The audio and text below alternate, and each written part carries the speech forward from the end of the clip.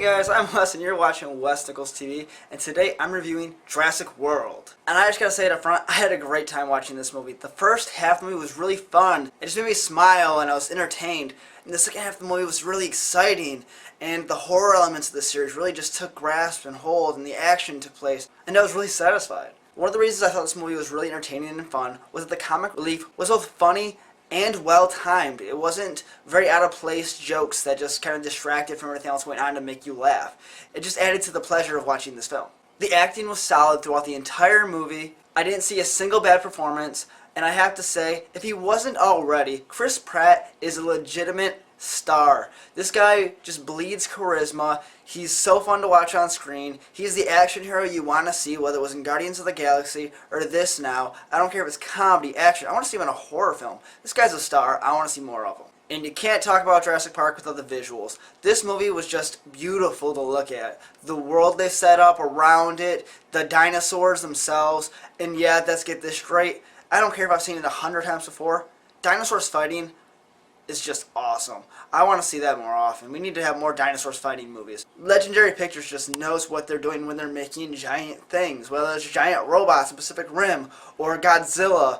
And there's a lot of stuff happening in this movie. I mean, you have the management of the park and seeing how that's all working. You have this side story with the raptors and Chris Pratt's in with that. You have these kids on their adventures to the park, and then things starts to go the Jurassic Park way where things don't go as planned. But what they did great was that it wasn't hard to follow. It all blended so smoothly. That is up until about 10 minutes left in the film, which is my first negative. Towards the end, they added this tiny subplot that made you feel like you were missing something, there was a deeper story going on, but they don't give you much information. They make you want to know more, but they don't let you know anything. And that could be a good thing if they're really trying to tie it in for a sequel, and that's the big plot for the next one. But for me, I was sitting here just entertained, and then boom, they put this extra story in, and now I'm like, wait, what? So wait, this was for this reason? And I'm thinking about that for a little bit of the movie, and I'm like, why put that in there? It was unnecessary. Another thing I didn't think was great in the movie was the romantic subplot. Almost all movies have them, and this one did feel kind of forced, but they didn't go overboard with it. It was a very small romantic subplot. They just kind of sprinkled it in other scenes. And if you're going to add a romantic subplot that doesn't fit a movie, that's the way you should do it. Just make it a small thing that's in there so they have the romance, but it doesn't distract from everything else. And my only other real negative about this movie is it just didn't have the magic, the heart that the first one had. And I think that's almost impossible to do. You don't have the Steven Spielberg effect.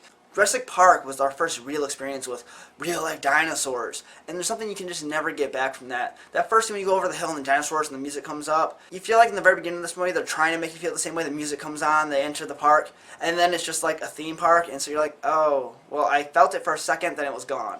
That's just one of the hardships about being in a great franchise. You have to always live up to the original, the great, the standard that's already set.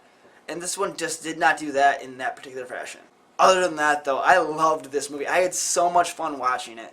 This movie begs to be seen at the theater with a big bag of popcorn in one hand and an oversized drink in the other. This is everything I hoped for when I saw the trailers for this movie. I couldn't have asked for a more fun movie. I'm giving it an 8 out of 10. It makes you smile, it makes you laugh, it makes you sit on the edge of your seat and get a little scared sometimes. This is everything that this franchise has been known for and has done so well. But that's just my opinion, and I want to hear yours. Let me know in the comments section. Did it live up to the first? Did it live up to the second? How about the third? What did you think about it? Put it down there. And why not click the like button right over here and subscribe to Wes Nichols TV right over here for more of my reviews. Thanks for watching. My name is Wes. Have a great night. Bye.